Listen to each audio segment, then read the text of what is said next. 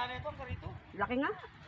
Kaya nga sabi ko kay Ate Jelen, mas malaki to kesa doon. Kaya ito binibigay ko kay Ate Jelen. Tsaka may sarili siyang daan, sarili niya lang. Diba? Malin, ito binabakuran na, oh. Sabi ko sa'yo, yung matanda, nanghihingi ng pang... Ay, yung matanda, oh. Guys, sabi ni Ate Jelen, naghihingi daw ng ani matanda. Bakod. Ayun ang matanda, oh. Nakamatanda mo naman ako. Nakaalala ko, malayo lang.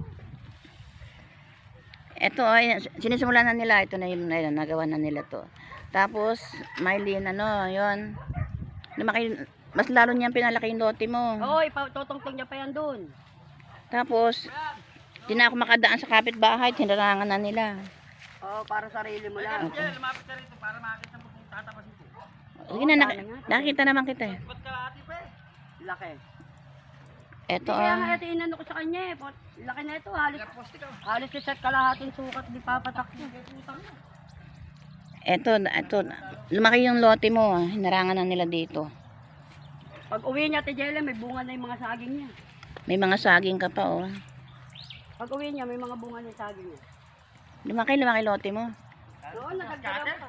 Ano yan, maparami taksi. Kasi si Ogie yung magbibigay ng ano neto eh, ng laki ng atlapa. Ito, hindi nagbabakod. Ayun. Ayan yung may... Ayan yung nagbabakod. Yung naka-short na pula. Ano yun, putakte? Oo. May ulap, tinagat ka pa ng taksi ang putang. Ito yung saging, oh. Pag namuno yung saging mo, daming laman. Nakapaligid pala yung saging dito sa'yo.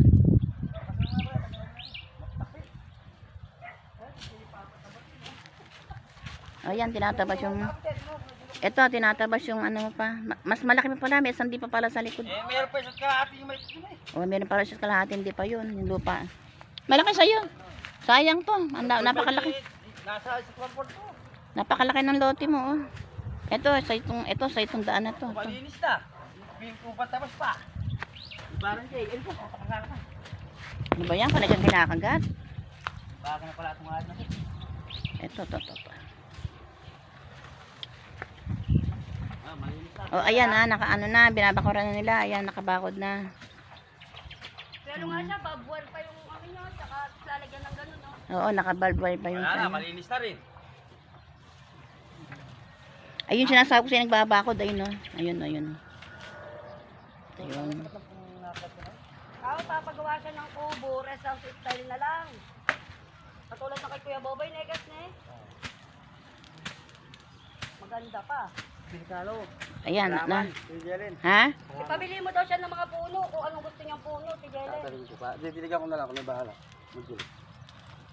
Kung langka o anong mangga, ay mangga. Bili ka daw ng puno. Sa bargain, pag Martes, daming puno. Rambutan, maganda yung rambutan Jelen, dito. rambutan, maganda. Yung rambutan, kulak na.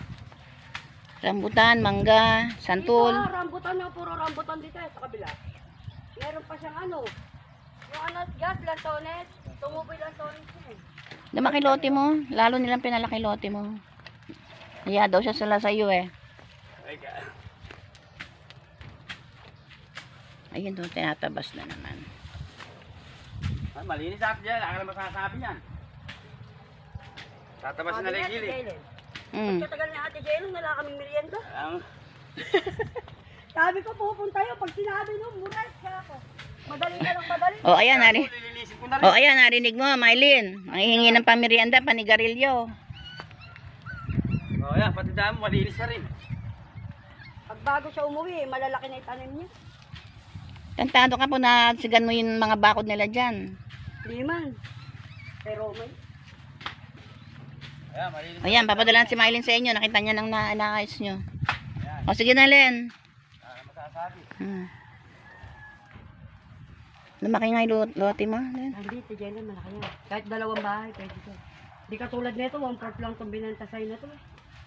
Kaya nga, nadaanan pa ng daan. Nadali pa ng daan. 1/4 lang, Ate Jelen. Bigyan ko muna ng 200 lang pang merienda na eh. Naiya ako eh, panayang nun ni Yogi eh.